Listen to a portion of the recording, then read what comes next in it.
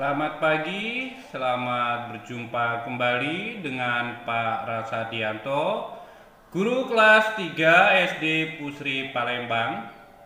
Pada kesempatan kali ini, kita kembali bersama-sama belajar tema 3, subtema 3, pembelajaran 5 dan 6 mengenai perubahan wujud benda.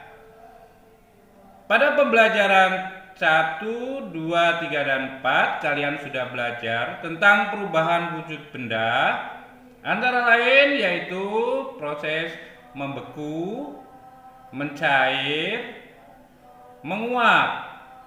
Nah, pada kesempatan kali ini kita akan belajar bersama-sama. Anak-anak, di rumah tentu kalian pernah melihat yaitu kapur barus. Kapur barus yang biasanya disimpan di lemari atau kamper. Kamper itu pewangi ruangan. Kapur barus merupakan wujud benda padat yang oleh orang tua kita disimpan di dalam lemari. Lama-lama dia akan habis atau mengecil, ya kan? Nah, pada kesempatan ini Pak Guru akan mempelajari tentang proses perubahan wujud benda, yaitu menyublim. Menyublim adalah perubahan wujud benda dari padat menjadi gas. Perubahan wujud benda dari padat menjadi gas. Contohnya kapur barus. Ya. Pak Guru ulangi lagi, menyublim adalah perubahan wujud benda dari padat menjadi gas. Itu pelajaran kita pada tema 3, subtema 3, pembelajaran 5 dan 6. Selain menyublim, ada juga kebalikannya. Benda dari gas berubah menjadi padat. Adakah benda yang seperti itu? Ada. Perubahan wujud benda dari gas menjadi padat disebut menghablur atau mengkristal. Tentunya kalian di rumah punya kulkas. Ada kulkas yang di dalamnya, di freezernya itu ada yang disebut salju. Kalian bilang salju kan? Nah, atau salju kalau kalian pernah ke daerah-daerah yang dingin. Salju adalah proses menghablur, perubahan wujud benda dari gas menjadi padat. Contohnya salju. Bagaimana anak-anak? Nih, pelajaran kita cukup singkat untuk bahasa Indonesia. Untuk lebih jelasnya, mari kita tonton video berikut ini.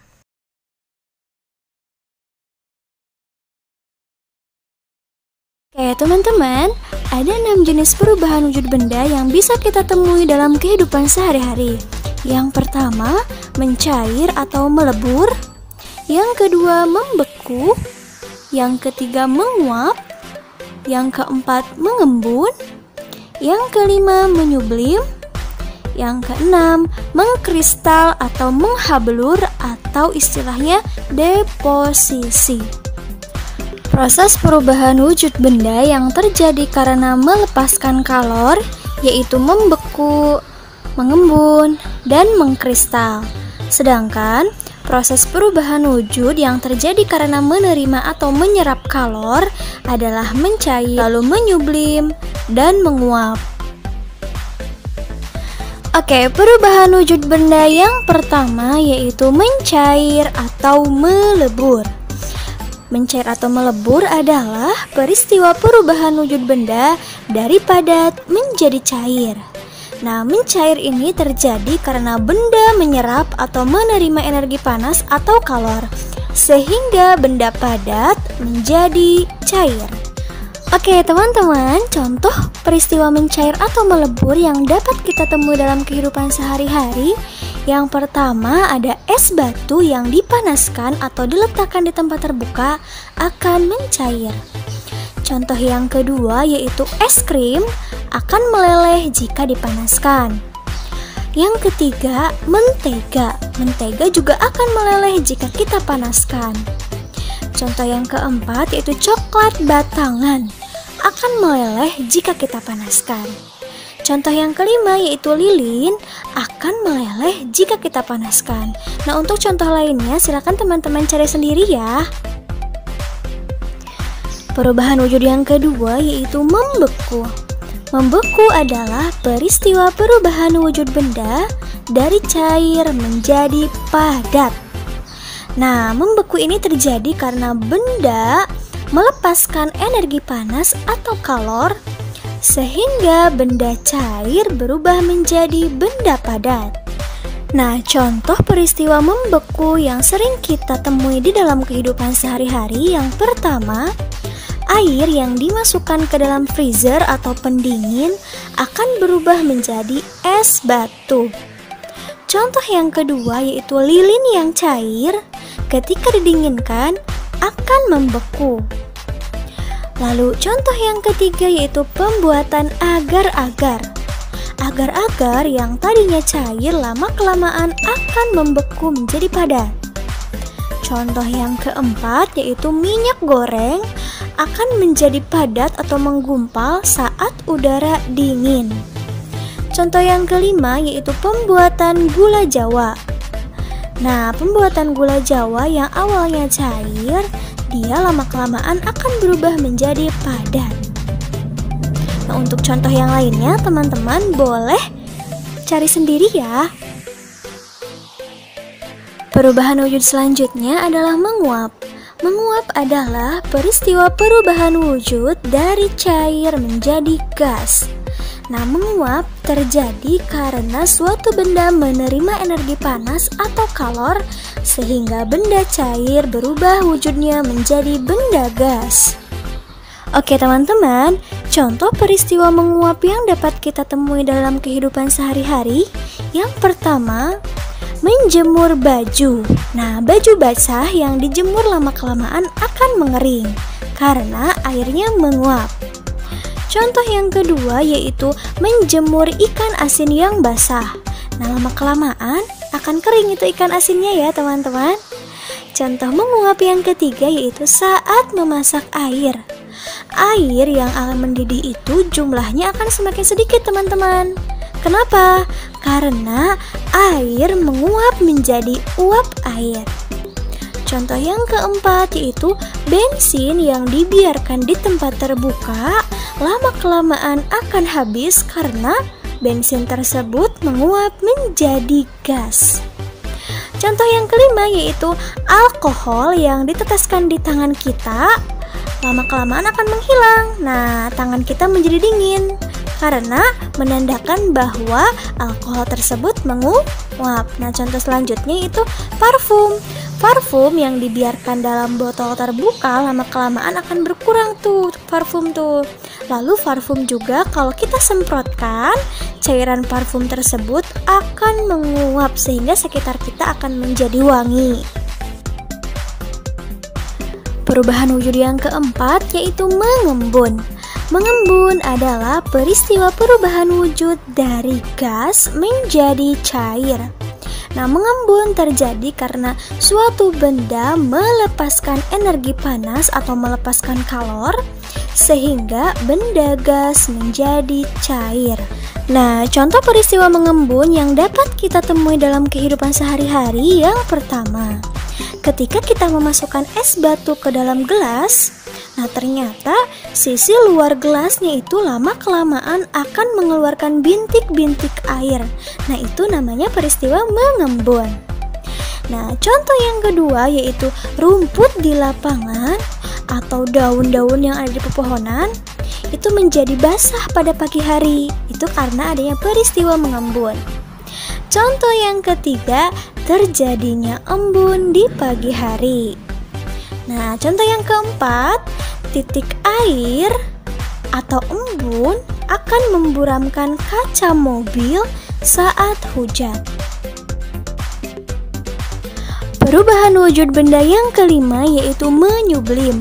Menyublim adalah peristiwa perubahan wujud benda dari padat menjadi gas.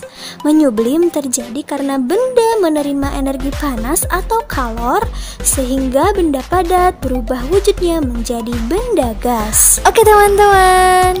Nah, contoh peristiwa menyublim yang dapat kita temui dalam kehidupan sehari-hari yang pertama yaitu ada kapur barus atau kamper yang disimpan dalam lemari.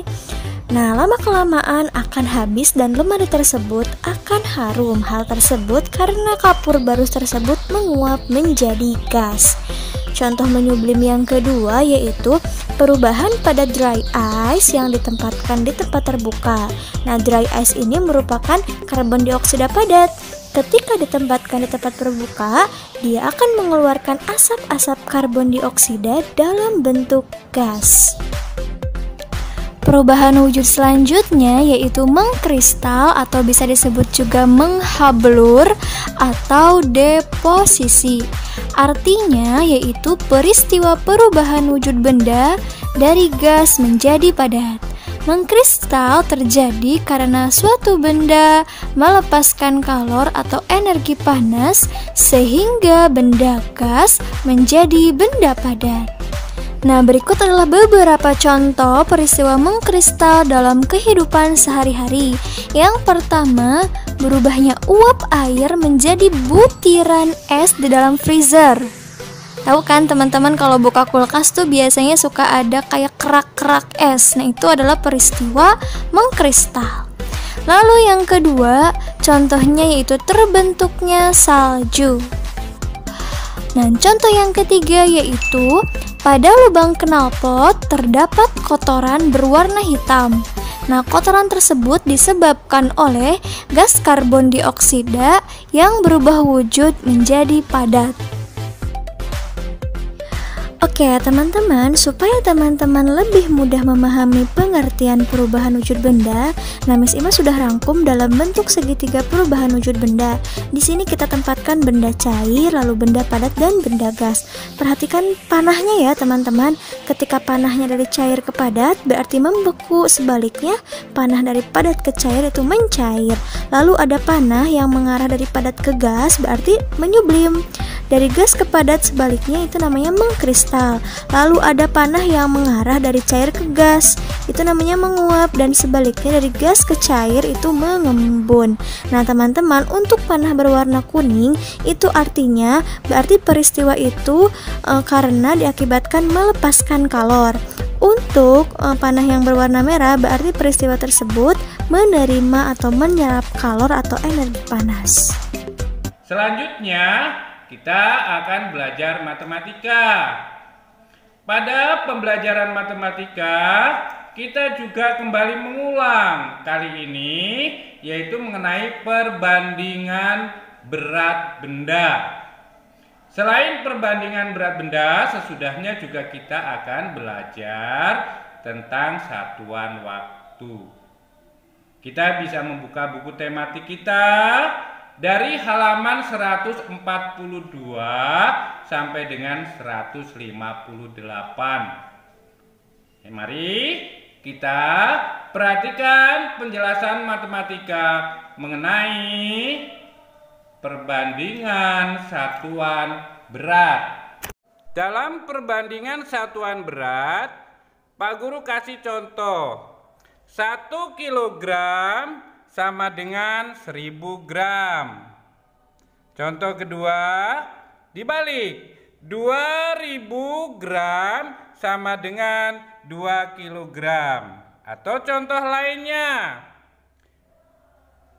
3500 gram ini sama dengan 3000 gramnya jadi 3 kilogram. 500 gramnya tetap 500 gram. Jadi 3500 gram sama dengan 3 kilogram 500 gram. Contoh yang kedua, 5150 gram sama dengan 5 kg 150 gram. Nah, kita coba lihat berapa gram 15 kg itu. Ya, dari gram ke kilogram atau dari kilogram ke gram itu kali 1000. Berapa gramkah 15 kilogram? Sama dengan caranya 15 kali 1000 sama dengan berapa ya? Berapa ya? 15 ribu gram. Jadi 15 kilogram sama dengan 15.000 gram. Contoh yang kedua, tentukan 4.270 gram. Berapa kilo dan berapa gram? 4.000 gram sama dengan 4 kilogram. 270 gram sama dengan 270 gram. Sama. Jadi 4.270 gram sama dengan 4 kilogram 270 gram. Mudah kan? Kita lanjutkan dengan perbandingan satuan waktu dan pernah kita pelajari di kelas 2 juga.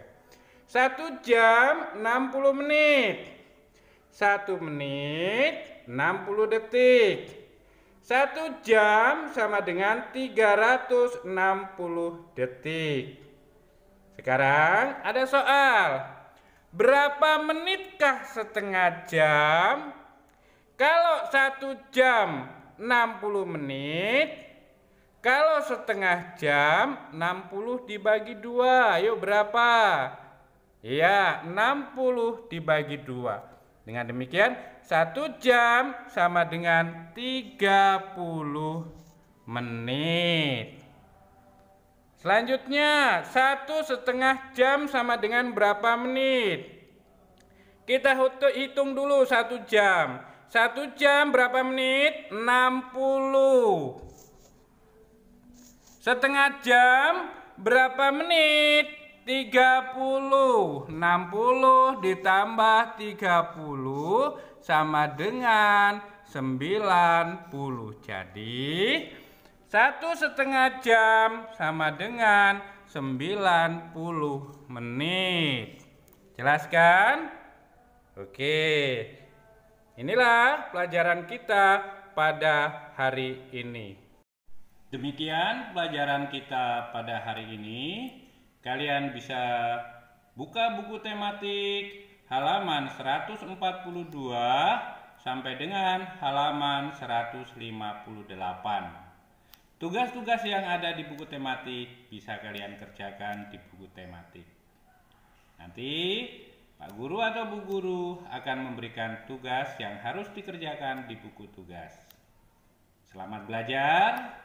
Semoga kita semua dalam keadaan sehat.